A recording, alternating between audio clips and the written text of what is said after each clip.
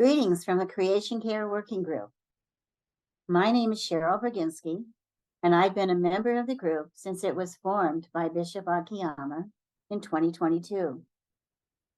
Our group came about in response to the desire of the Episcopal Church to address the damage done to God's creation by climate change.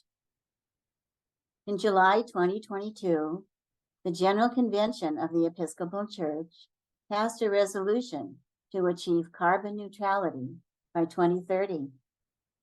It aimed to do this by reducing emissions, cutting back on energy use, supporting green energy, and purchasing carbon offsets.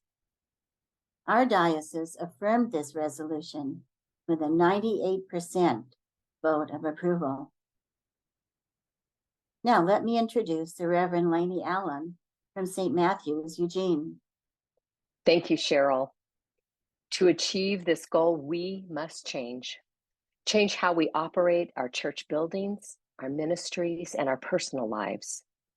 It's a huge challenge, but a challenge that grows from our spiritual tradition. It's reflected in the 1997 Enriching Our Worship Alternative Confession. When we look at this confession, let's contemplate the phrase, "the evil done on our behalf." By being part of the industrialized world, we have seriously damaged God's creation. Our high carbon use lifestyle is unsustainable, and it continues to grow. We may rationalize that we aren't really the ones doing the damage, but here's the reality. The extraction, refining, and burning of fossil fuels pumped more CO2 into the atmosphere in 2022 than any year before in human history. And CO2 pollution is still increasing.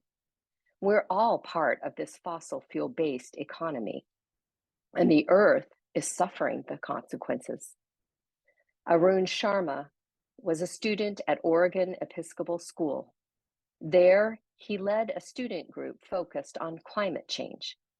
His formative voice is one we should particularly heed today.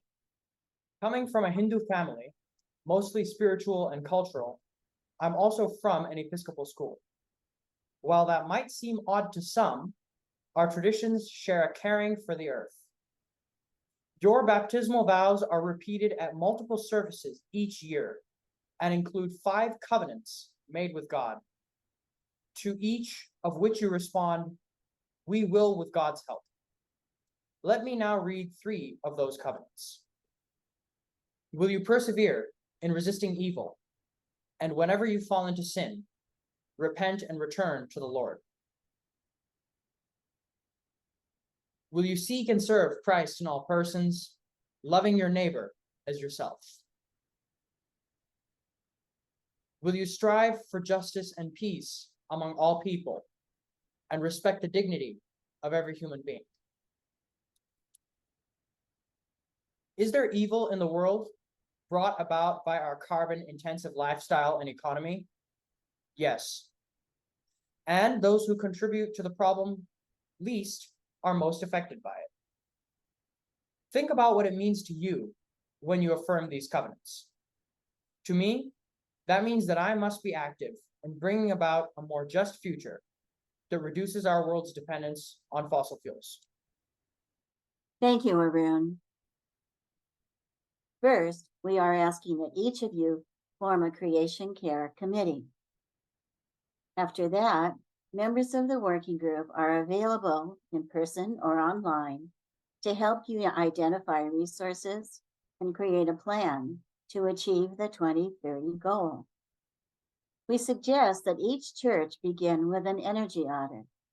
It will provide information on things you can do to move toward carbon neutrality without extensive financial resources. But make no mistake, money will be needed if we are to reach this important goal. The working group can help you identify financial resources that are available through the Inflation Reduction Act and from other sources. It will take all the churches in the diocese working together to achieve this bold and necessary goal. But creation care isn't just about wildfires, droughts, floods, and hurricanes. It's about our human need for the sacred wonder of God's creation.